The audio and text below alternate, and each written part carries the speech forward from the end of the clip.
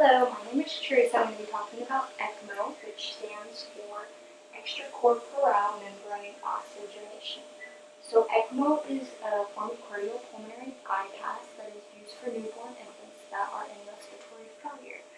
The Ecmo machine consists of a couple things, which include a durable circuit, a membrane oxygenator, a pump, and a heat exchanger. The durable circuit contains your drainage and reinfusion lines. Your membrane oxygenator is where your deoxygenated blood is oxygenated. So when the deoxygenated blood from your patient goes to the membrane oxygenator, CO2 and oxygen gas exchange occurs just like it would in your body. And this is influenced by a couple things. So it is influenced by surface area, flow rate, and the composition of the gas supplied to the membrane. So once the deoxygenated blood is oxygenated, it is heated by the heat exchanger, so back to the body temperature so that the patient does not go into shock. So there are a couple things that have to be continuously monitored when a patient is on Ecmo. And that includes anticoagulation, circuit function, and in-organ function. So anticoagulation has to be monitored because you do not want clots to form in the machine, and usually the patient is on a heparin drip. Circuit function is monitored by alarms that are already preset on the machine, and these alarms will notify if there is a clot in the machine or if there's anything wrong with any of the circuits, such as the durable circuit, the membrane oxygenator, the pump, or the heat exchanger. And then lastly, but not least, the in-organ function is monitored by assessment of the patient's renal, neuro, and cardiopulmonary status.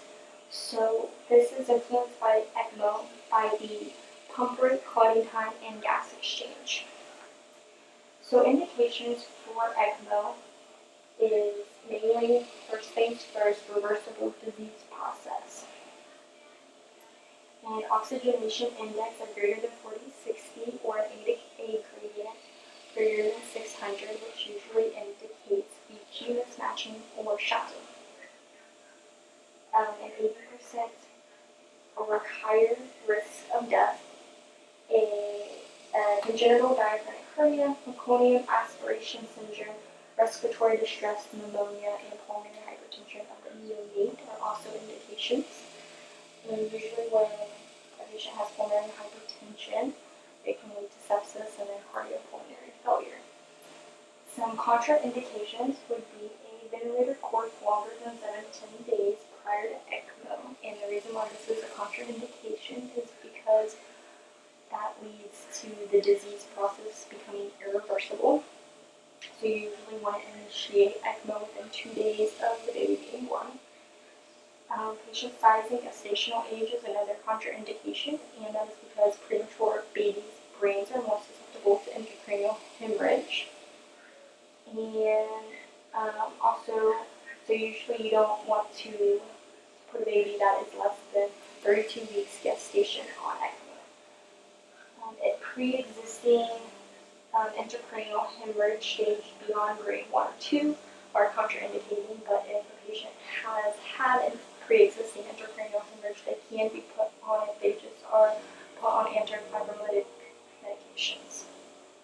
So other contraindications include pre-Ecmo cardiac arrest, fetal congenital abnormalities, impaired neurostatus, and bleeding disorders that may get worse with anticoagulation.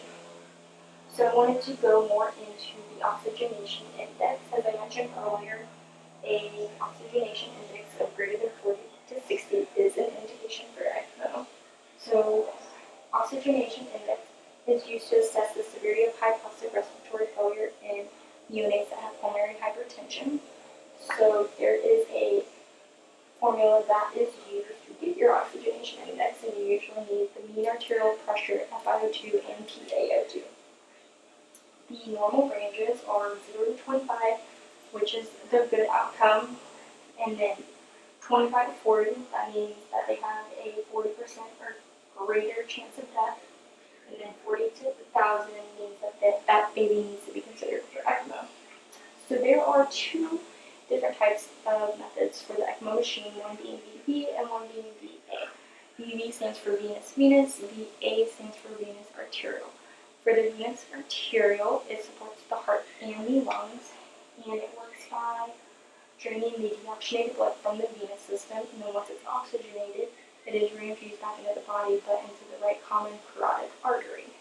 The venous is the method that is most commonly used for neonates that are in respiratory failure, and it has a double lumen cannula, so deoxygenated blood is drained into one of the cannulas, and then once it's oxygenated, the oxygenated blood is reinfused back into the other cannula.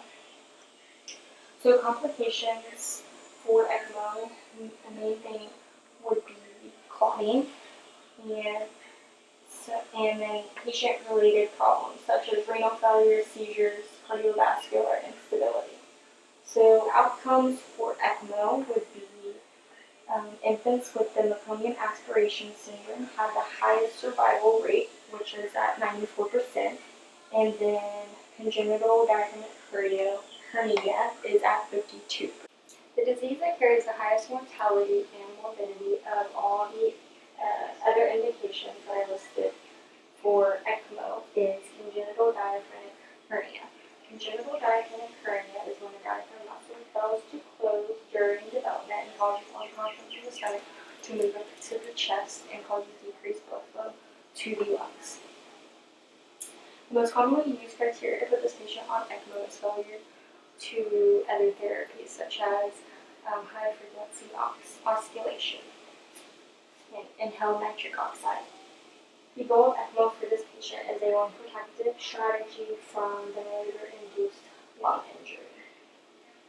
The timing of delivery and birth weight greatly influences the survival rate for this disease and the use of ECMO. A 37 to 38 week gestation and weighing 3.1 kilograms shows the greatest survival and the least use of ECMO. Congenital diaphragmatic hernia will cause other issues such as pulmonary hypertension, asthma, GI reflux, heating disorders, and development delays.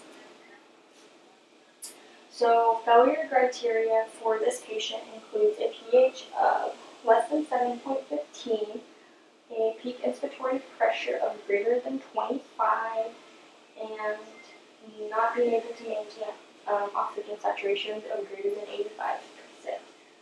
And then also a oxygen index of greater than 40.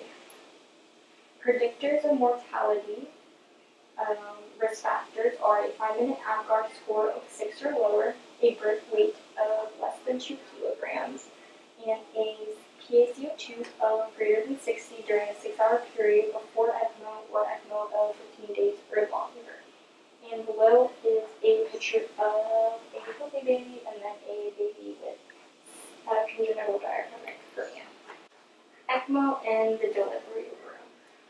ECMO in the delivery room is where they will put the baby on ECMO immediately.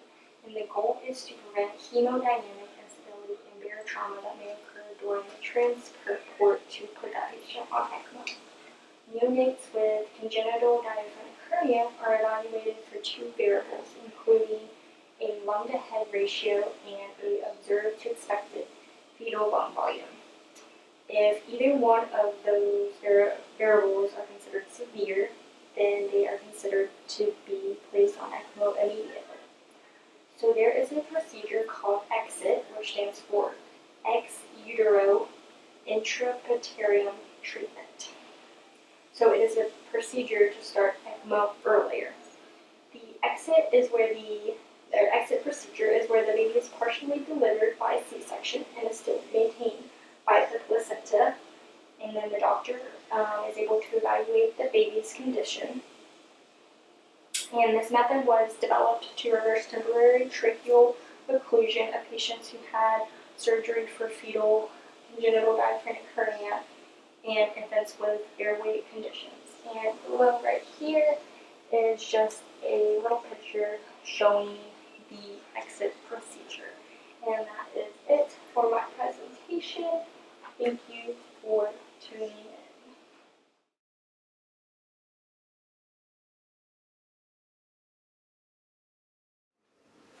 How does the venous method work on the Ecmo machine? The blood is drained from the venous system and is returned to the venous system. All right, and what oxygen index range is considered for the use of Ecmo? 40 to 1,000. Correct. What is an indication for the use of Ecmo? A reversible disease process, such as meconium aspiration syndrome. What is congenital diaphragmatic hernia? It is when the diaphragm muscle fails to close during development and causes the contents from the stomach to move into the chest and decrease blood flow to the lungs. And what is the goal of Ecmo in the delivery room? To prevent hemodynamic instability and barotrauma that may occur during transport to Ecmo Center.